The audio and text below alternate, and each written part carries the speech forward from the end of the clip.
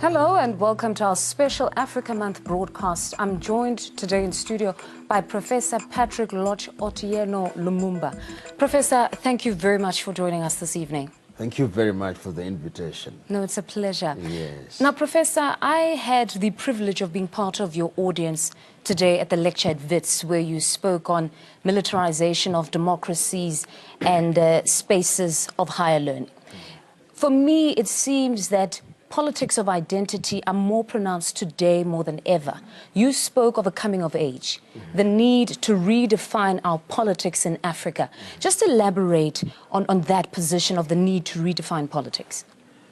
There is a sense in which politics is at the very heart of the lives of all societies, including Africans, whether it's social cohesion or the economy or the day-to-day activities of any society. And overall, it is clear that African politics has not served Africa well, not in the manner that was contemplated by the founding fathers. Of course, there are few good examples in Africa, but the overall verdict is that we are not moving in the right direction. It is against that background that I take the view that we've got to stop digging the hole and ask ourselves, where do we go from here? Are we conducting our politics in a manner that gives hope to our young men and women? Are we conducting our politics in a manner that gives Africa the pride of place at the table of human relations? Are we conducting our politics in a manner that catapults Africa into the higher orbit of economic development and social cohesion? And are we conducting our politics in a manner that makes Africa punch at her weight, not below her weight? And how do we redefine politics? Is that we must tell our story. As I said during that conversation in the evening at the University of Witwatersrand, there is a sense in which many African countries, depending on who colonized the country, still instinctively looks to the colonial power, what I call the conceptual West. The conceptual West means the erstwhile European colonizing powers and the United States, Australia, and their acolytes in the Scandinavian countries who believe that they have a divine duty to tell us what to do. And African leaders also instinctively believe that they have a divine duty to accept to be told what to do. And I'm saying that that is unacceptable. 1 billion people plus with a proud tradition must redefine themselves. And I'm not oblivious of the fact that when I talk about Africa, I'm not talking about a homogeneous society. I'm aware that even in South Africa, there are many nations. There's the Xhosa, the Zulu, the Pedi. In Nigeria, there's the Yoruba, the Fulani Hausa, the Igbo, the Ibibio, the Ijo. In Kenya, there are the Kikuyu, the Kamba, the Luhya. Tanzania, the Sukuma, the Nyamwezi, and all those. But that notwithstanding, there is a thread that links us as Africans, and we find ourselves in the 55 odd nations. What can we do to make ourselves be respected? In a nutshell, I'm saying, let us do something about our politics. And what is politics meant to do? You know, I am an Afro-optimist, but I've always found favor in the words of the American Declaration of Independence. That all men are born equal, that they are endowed by their Creator with a certain unalienable rights, that among those are life, liberty, and the pursuit of happiness. Our politics should make us know happiness in its totality, not momentary excitement, happiness. Happiness about our health systems, happiness about the quality of education, happiness about creating opportunities for young men and women to invent and to innovate, and those who don't want to invent and innovate to be in a position to be engaged in gainful employment. Happiness to help us to exploit our resources and to use them for the benefit of our people. And that requires selfless leadership. A long answer to a short question, but that is what it deserved. A long answer So to a short profound. question. But Professor, we seem to be in search of our identity as Africans, because today we speak of Kwame Nkrumah as being the greatest African that ever lived. At some point he was vilified. Statues came, statues fell. Today we want to erect statues of Kwame Nkrumah back again. It seems it's a return to ourselves. But really, have we not obliterated the legacies of the Julius Nyereres, the Eduardo Mondlanes, that we cannot get to that point of return to ourselves? Can we really get there? Yes, we can, because what period of time are we talking about? Is not more than 60 plus years, when we were in the 1960s obliterating the legacy of Sagyefo Kwame Nkrumah, or vilifying Modibo Keita or Ahmed Sekou Touré or Kaunda. Of course, Nyerere has always been in a different pantheon in terms of having not been vilified. But we now are able to realize that what these leaders could see in 1963 is what we think is something new. In other words, these were prophets without honor in their own homes. Ahead of their time. Ahead of their times. If you look at even the most casual thoughts and works of people such as Nyerere, Modibo, people such as Patrice Emery Lumumba, and many others, and even much more recently those of people like Chris Hani, or even Steve Bantu Biko, or even Samora Moises Machel, or Chisano, or Neto, and Mandela, and even somebody like Andimba, Haman Toivo, and Sam Nujoma. You see that these were individuals who, in many ways, were dedicated not to the struggle, not for their own benefit, but largely to lift their people off the morass of economic want and social disharmony, and to put them on the firm ground of self-actualization and realization. And therefore, I personally hold the view that the verdict cannot be given now, and that the realization that these individuals had an agenda which ought to be re-examined is in itself a good thing. And one can begin to see in quite a number of African countries that there is a return to those ideals. In fact, the whole Agenda 2063 is informed by what one may call a Nkrumahist vision.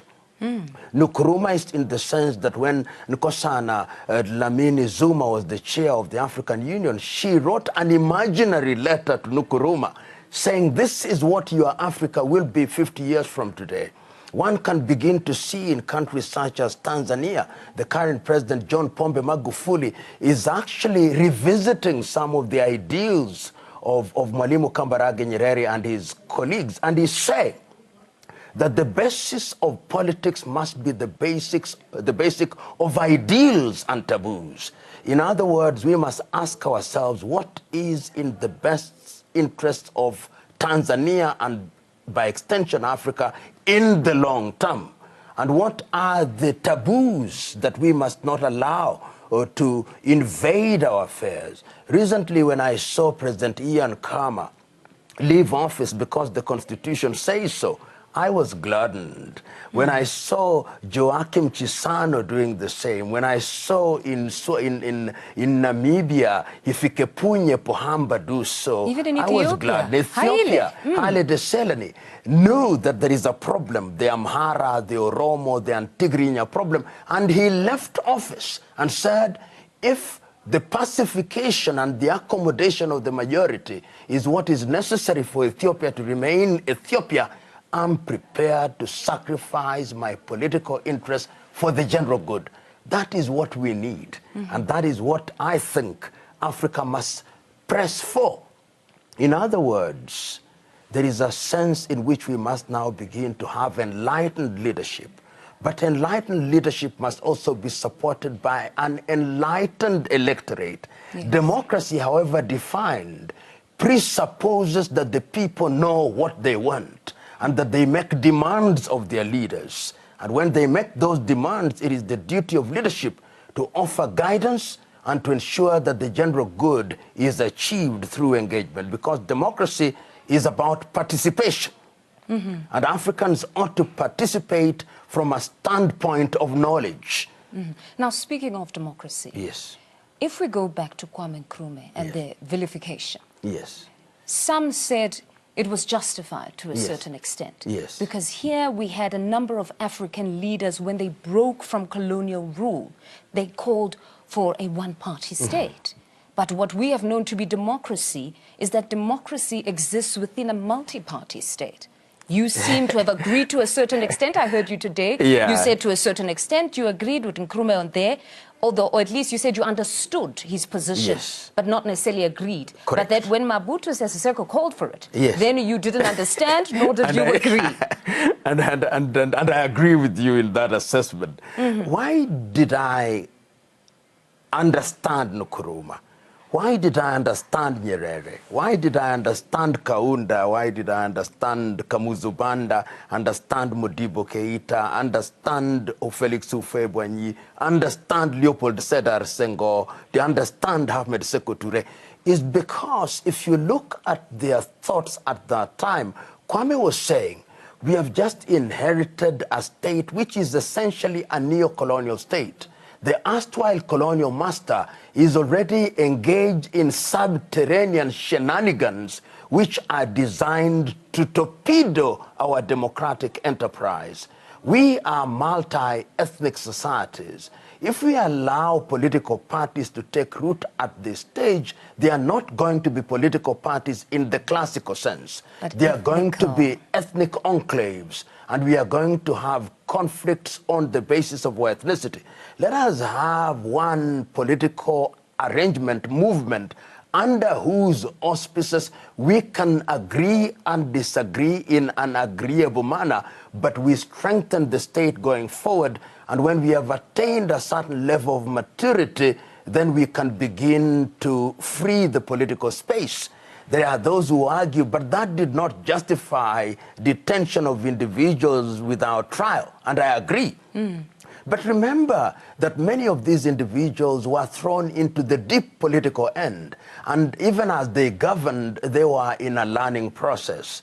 And of course, very quickly, the enemies of the continent of Africa seized that opportunity, and on the excuse of restoring democracy, did in fact destroy whatever had been built, and Africa has continued to pay a bitter price for it because of these individuals who ended up destroying institutions. People can now begin to see the wisdom of the Nkrumahs because they are seeing that democracy must not be as defined by Western countries. It is Western countries in the post-Soviet era, in the era where we had, after we had the bipolar world, where things are cast cast from the moral and intellectual squint of the West. They tell us in order to have democracy, that democracy means, one, that you must have multiple political parties. It means, two, that you must have free and fair periodic elections. Three, that you must have human rights which are without categorization, whether they are social or cultural, whether they are economic and political, whether they are development, but they are universal and indivisible. That you must have the separation of powers in the classical Western model, which we have the judiciary, the legislature, and the executive. All these are good, and they cannot be undermined or contradicted. But there is a sense in which, as one person said, that the English oak is an English oak. It grows with greater exuberance in England, but when it is exported to foreign lands, it must be pruned a little. So I too believe that democracy must be redefined to take care of some of the fundamentals and the realities of Africa. Let me give an example. In South Africa, you are democratic since 1994, or you are moving in the direction of democracy. But because of the realities of South Africa, the king of the Zulu has a place in that democratic dispensation, and there is no contradiction. We have in Ghana, we have a democracy, and the king of the Ashanti has a place in that dispensation.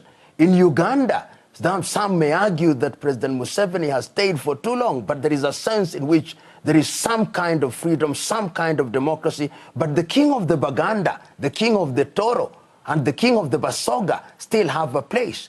In other words, there is no one size fits all in the manner that London, Washington, Paris, Brussels, Madrid, and Lisbon want to dictate to us. And why should they dictate to us? Who has given them this divine right that they can speak to us ex cathedra, that this is what it is, and we have this duty to obey willy-nilly? I'm saying no. Time has come that if we are redefining things for ourselves, let the diktats come from Addis Ababa, from African Union, and if it is to be regionalized, let it come from SADC, ECOWAS, East African Community, the Maghreb, and Central Africa. Speaking of the African Union, yes, the Constitutive Act clearly defines how we should go about handling ourselves as Africa. But for some reason, we have never utilized this well-written Constitutive Act.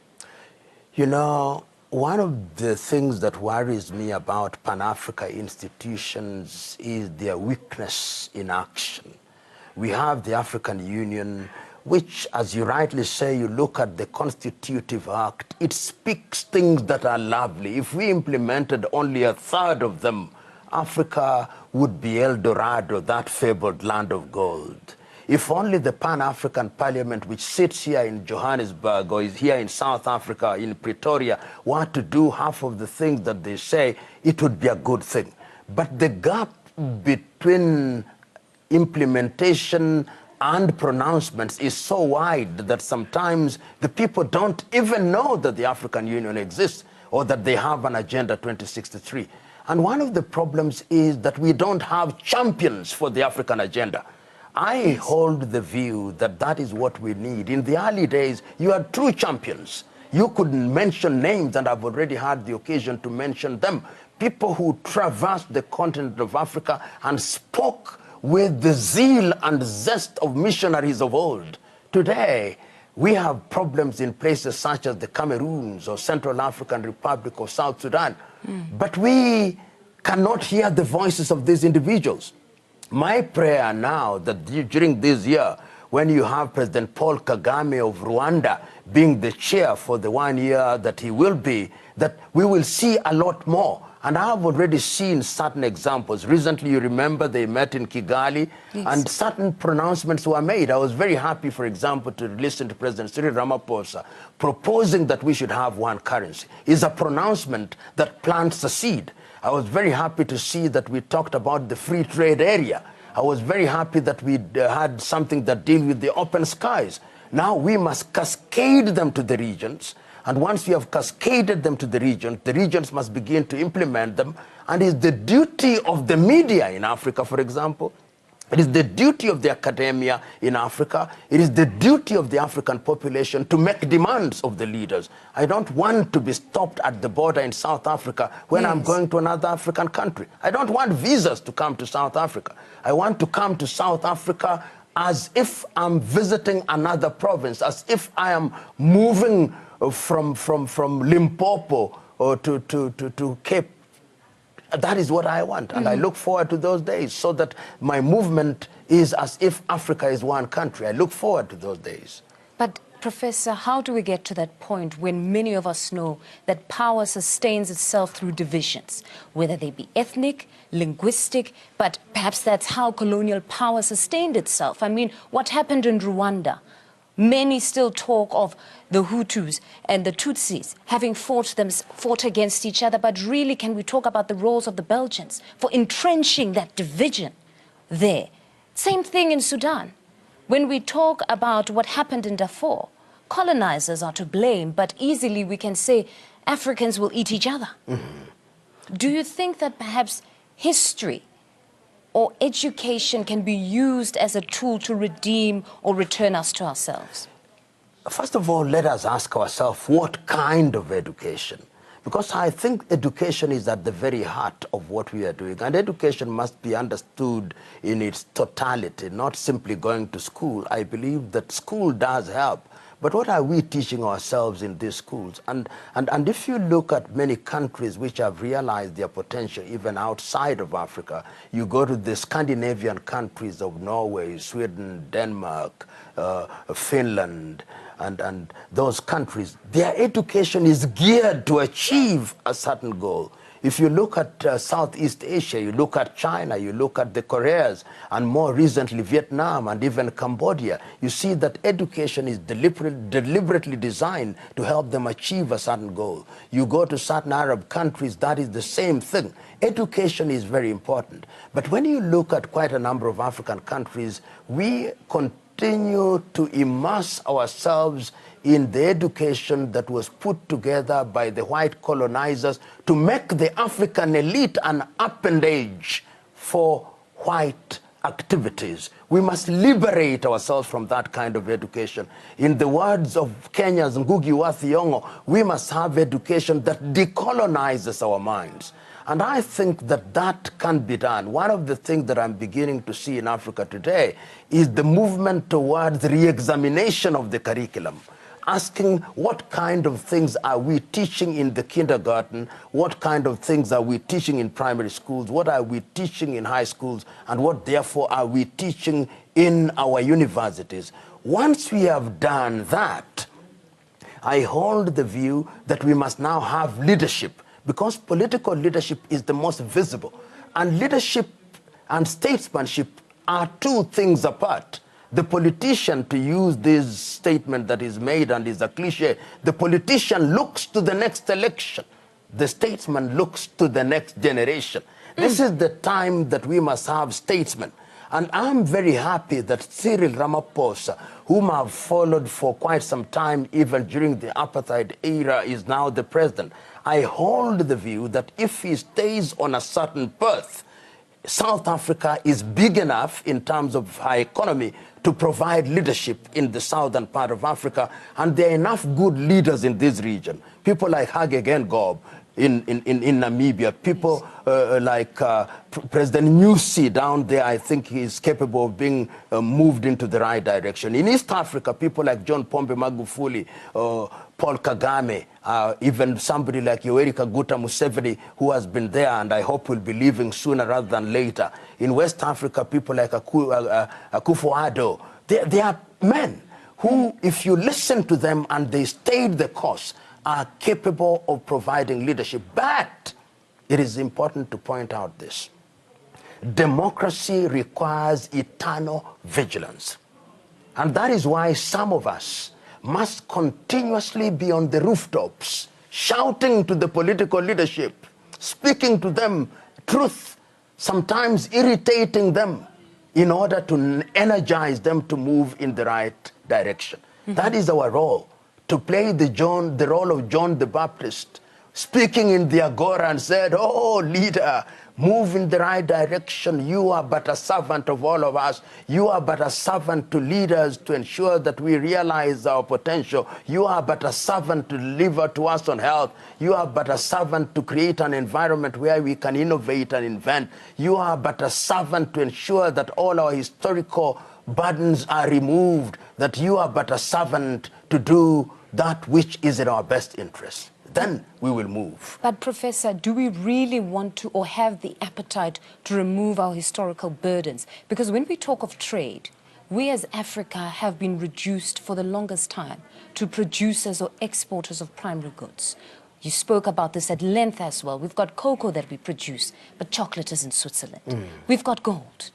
But we are not playing in that value-added space where there's real money as opposed to the raw materials. We're buying watches that come back so expensive, more expensive, and worth more than what we exported. Is there an appetite for Africa to really create that manufacturing hub? If we don't have an appetite, we must look and find appetizers. We have no choice. The world is now so clear that the law of the jungle, whether you like it or not, is what defines economy and politics. Survival of the fittest and the dying of the least suitable. What you now have between Africa and China, for example, this is not trade. trade is between equals. True. This is raid. So we must begin to ask ourselves, how do we engage China? And we can only engage China if we are strong. Swaziland cannot possibly engage China. Lesotho cannot engage China. Angola cannot engage China, but SADC can engage China. Burundi cannot engage China. Rwanda cannot engage China, but East Africa community can engage China. Yet we have bilateral relations. You have Swaziland meeting with the U.S. president, and they say these are bilateral conversations when they are not That equals. is a joke. The GDP of Rwanda, or rather of Lesotho at best, is equivalent to the personal earnings of Oprah Winfrey. So in my view, those bilaterals are a joke. What Burundi only makes sense in East Africa, in the context of East Africa. Lesotho and Swaziland only make sense in the context of SADC. And the sooner we realize that, the safer we are. Because if we don't, the reality of politics, which is real politic, is very harsh. That ultimately the yen will overtake the rand. The yen will overtake the kwanza. The yen will overtake the kwacha. The yen will overtake the metikal. And the sooner we realize that, the safer we are. And that is why this is urgent business. This is urgent business. And I look forward to the day that the AU will herself have a clear agenda. One of the things that is said in the 7 pillars of Agenda 2063 is that we will eliminate the last vestiges of colonialism, that all the guns must be silent in the year 2020, that we will be a middle-level economy by the year in 50 years' time. This must not be platform positions which are not accompanied by real concrete action. This is what I would want discussed at the Pan-African Parliament. This is what I would want discussed at the regional parliaments and at the national parliaments.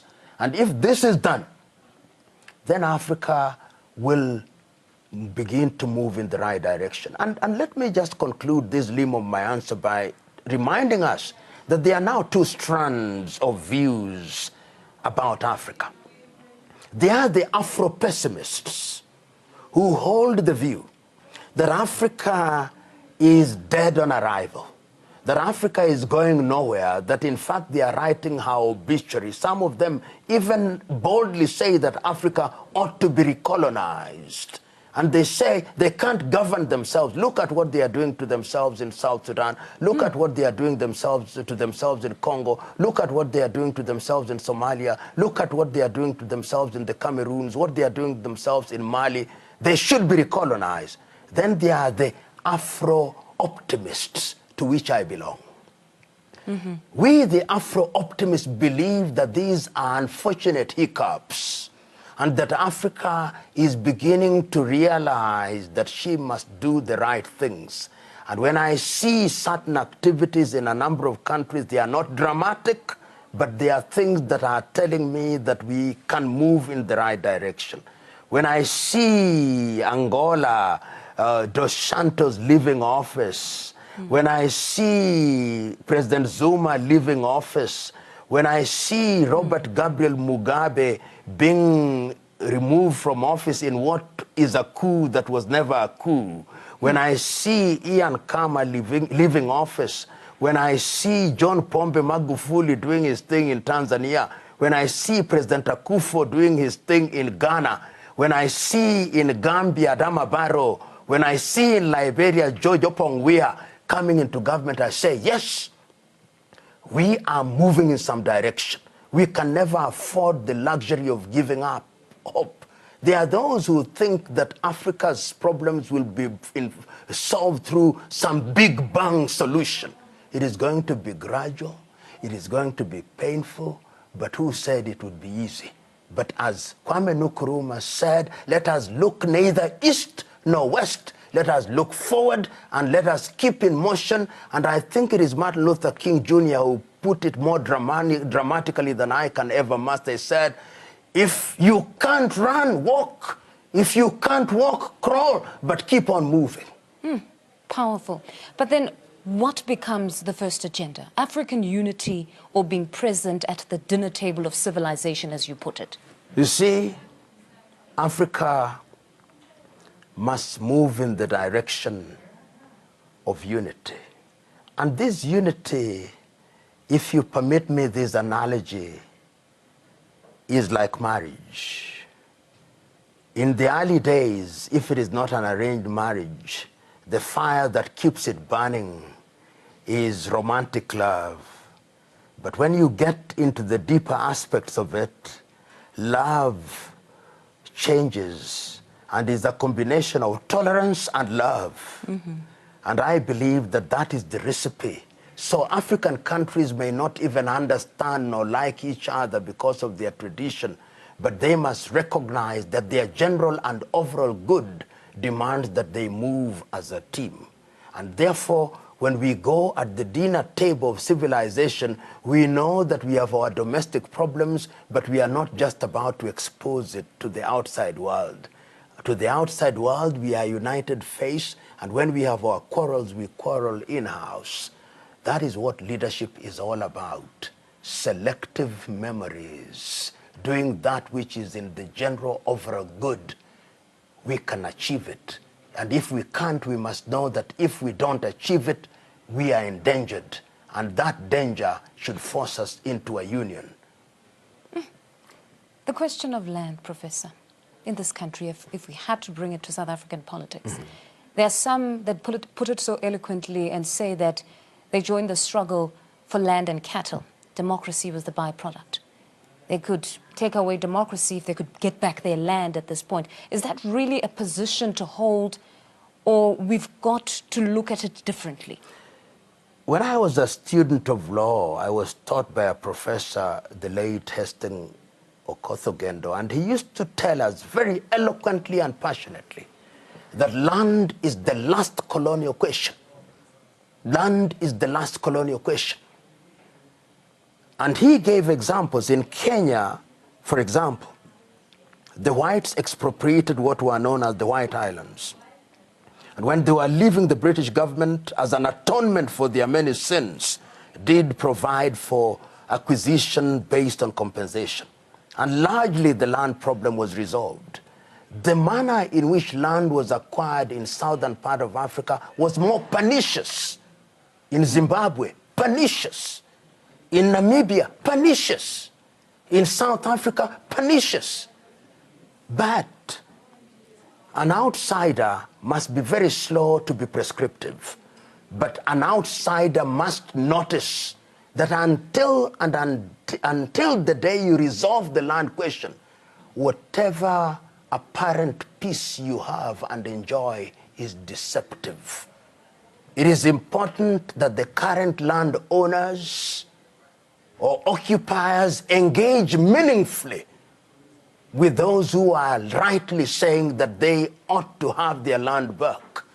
It is through such meaningful engagement that a result for implementation will be found, and is the duty of the government of the day to be the midwives that creates a solution that ensures that the majority blacks have the larger portion of the land. It cannot be right that a minority own over 80% of the land. It cannot be right, not in this God's earth, not in God's heaven.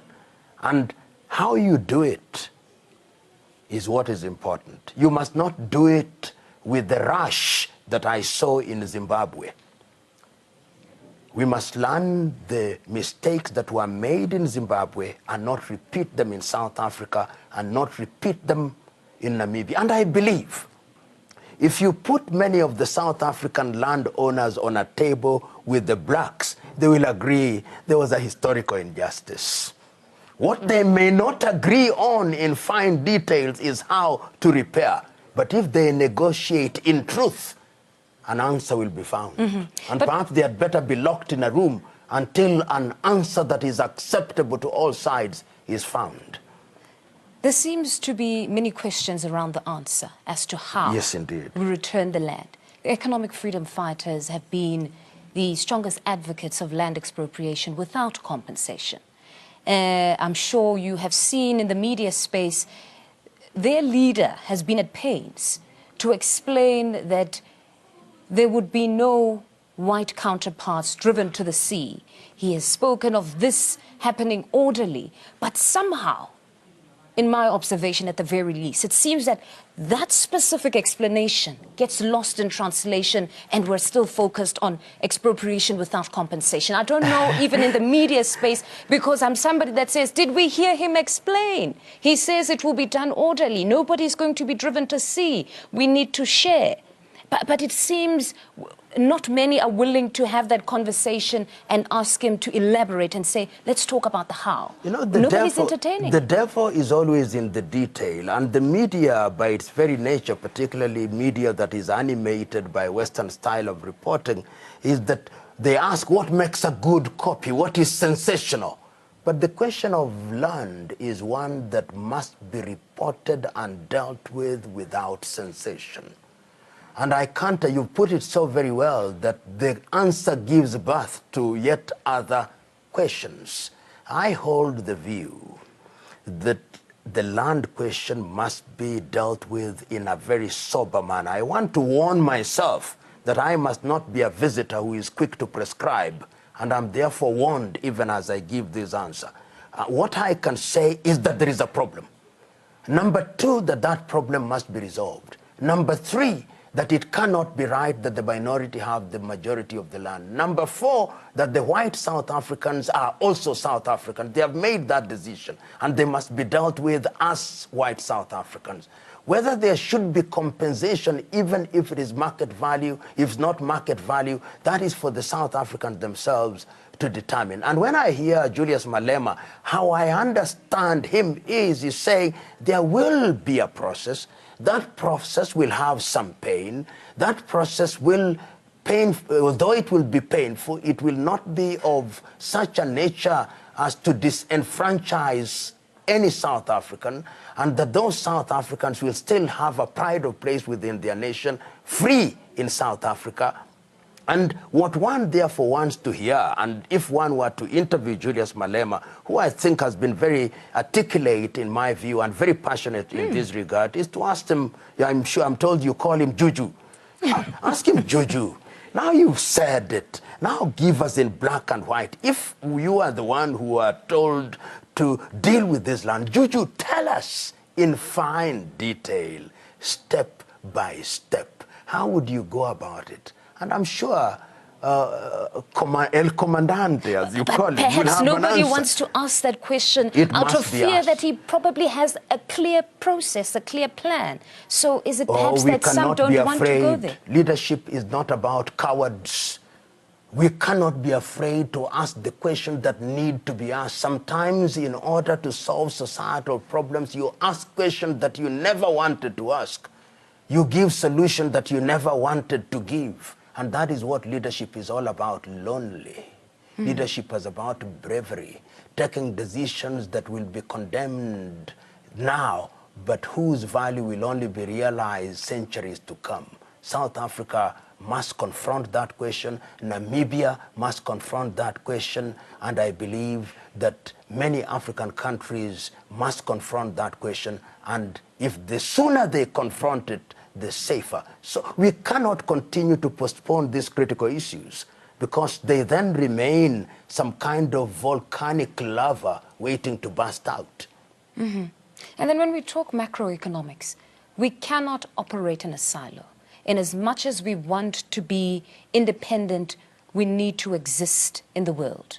How then do we manage, if we are a united Africa, how do we manage the trade beyond, if we talk of Agenda 2063? Let's look at it from two perspectives. One, if you look at the current level of intra-African trade, depending on who you are talking to, intra-African trade is not more than 20%. In other words, Africa does not trade with herself. If you go to Europe, inter-European trade is possibly at the level of 60%. If you go to Northern America, between the United States and Canada and the entire what used to be the NAFTA region, is possibly 40%. You go to Asia, is anything between 40 and 50%. The first thing that we must do is to ensure that we are trading amongst ourselves. How can it be, for example, that we have a shortage of maize in Kenya and there is a glut of maize in Malawi? How can it be, for example, that the cows that are being produced or the beef that is being produced in Botswana cannot get it to Kenya? How can it be that we have a shortage of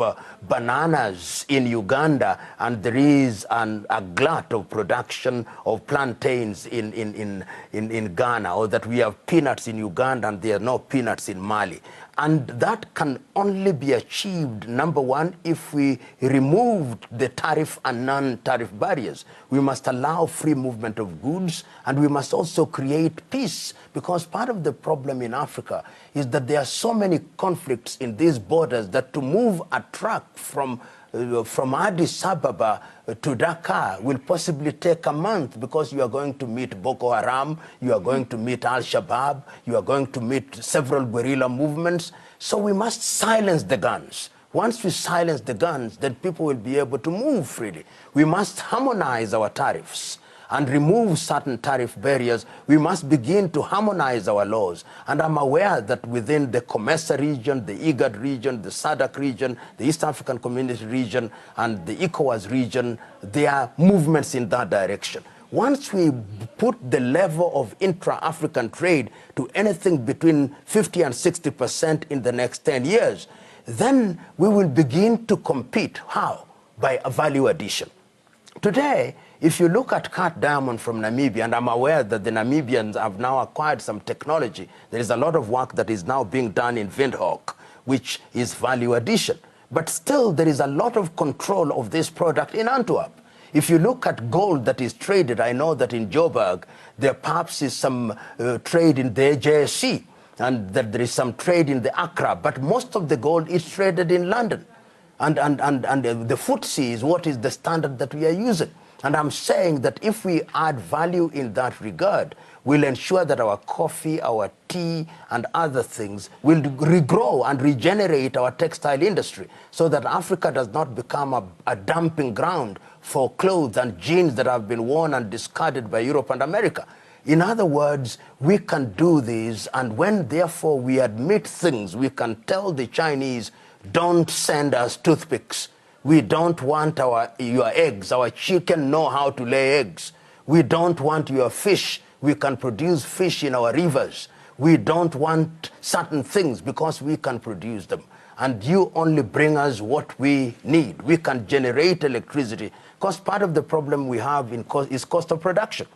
Nigeria, for example, produces no more than 4,000 megawatts of power. Look at Iran, 65,000 megawatts of power. South Korea, 65,000 megawatts of power. Ethiopia now, I think, next to Morocco, has the highest generation. Ethiopia now does anything between 10,000 and 15,000 megawatts. Then you can begin to talk about industrialization. When we begin to do that, even the minerals in the Congo, like rare earth, which is found in every telephone, will now be used, and Africa will begin to produce their own mobile. I love when you speak of Congo. Congo has the most resources, but they cannot seem to get it right. What is wrong? Congo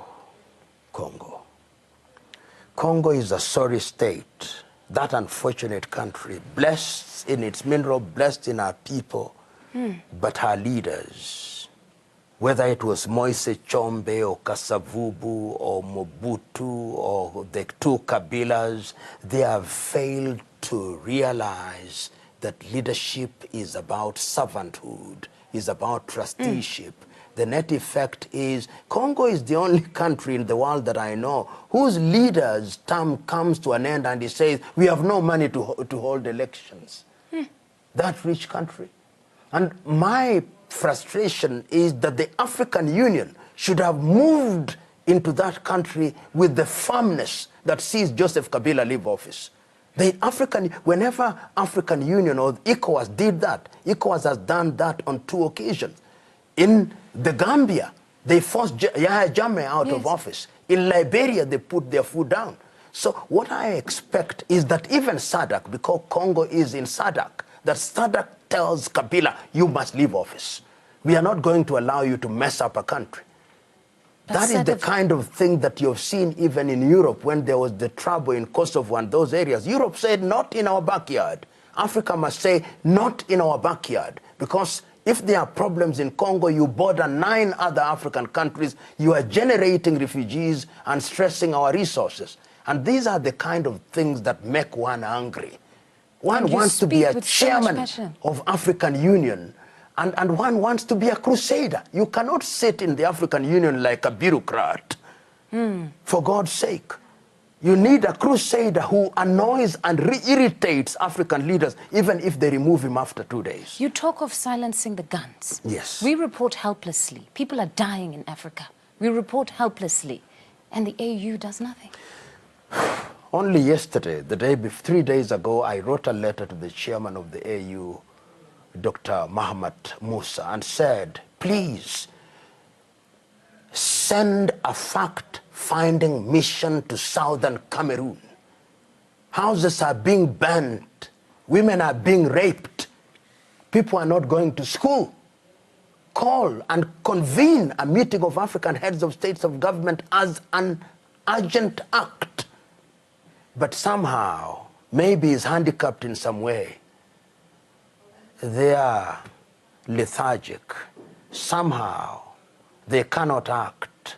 Somehow, they are untouched and unmoved. And letters such as ours perhaps are dismissed as the frustrations of inconsequential individuals, which time will render useless.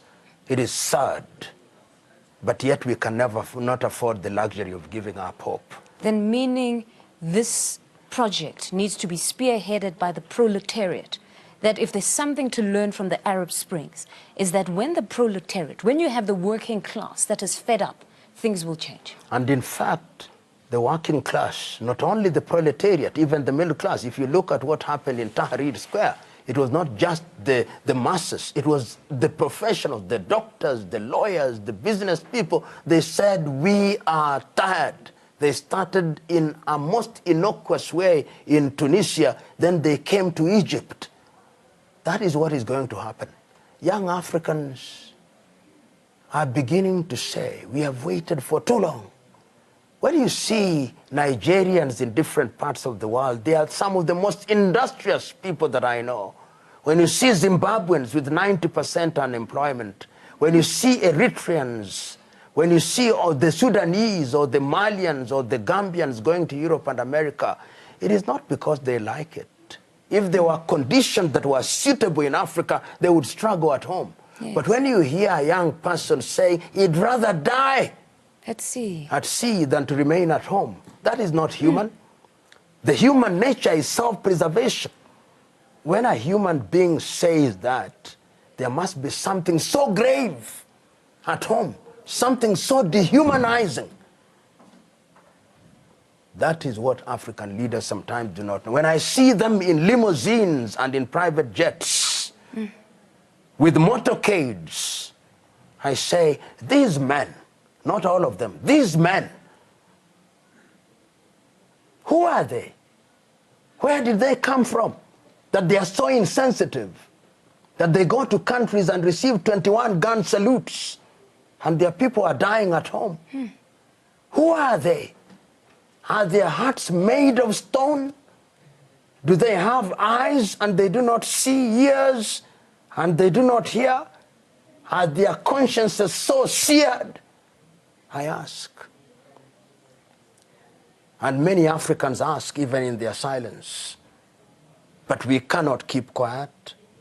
We must continue to raise our voices, talking not with the arrogance that will inflame their anger, but with the firmness and the clarity that will in the fullness of time, open their eyes.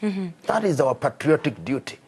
You talk of the optimists and the pessimists, yes. And then somewhere in between there, yes, we have the comprador bourgeoisie. What do we do with this segment? You know, you call them in the classical tradition of defining people as the comprador bourgeoisie. These are the people who lend themselves to being used by the erstwhile colonial power. Yes. We must liberate them from themselves. They are capable of being liberated. They have, such individuals have very short-term goals, the goal of self-gratification. They are the ones who actually destroy their countries through corruption. Are they not a bigger danger than the capitalists or the colonizers themselves, because they are amongst us? Oh, the comprador bourgeois has always been very dangerous, because they are the ones who steal from Africa, and they have no faith in Africa. They keep their loot in other parts of the world. And in other parts of the world, such individuals, in China, whether they call them comprador bourgeois or call them anything else, when they are caught, they are executed as an example to others. There is no shortage of them. And somehow these comprador bourgeois, they have the uncanny habit of getting into public office. They are the ones whom we elect in many African countries. And once we elect them, they think they are holding our brief, but they are holding their own brief, and they are asking to be bought by any person who is in the political purchase market. My goodness. These are individuals who must be identified. I'm suggesting, therefore, that the African electorate must also be enlightened. The African electorate's affinity for thieves is something that is scaring. We elect into office individuals whose only claim to fame is that they are thieves. To use the words of Liberia's Boima Fanbule, they steal on an industrial scale. We must do that. Is it going to be easy? Perhaps not. Experience has shown that it's not easy. Must we give up? No, not at all. Must we speak about and against it? Yes, because history has also demonstrated that that which is clear must be repeated times without number, so it becomes as clear as gold. Will it be achieved in like instant coffee? No. Therefore, this is not a sprint. This is a marathon race. It's not for the faint-hearted. Professor, yes, I could sit at your feet and listen to you speak all day. Thank you very much. Thank you very much. Thank you very much for honoring us with your presence. Thank you very much for giving me the opportunity to share my thoughts, my hopes, and my frustrations. But I remain optimistic. And so do we. On that note, good night, South Africa.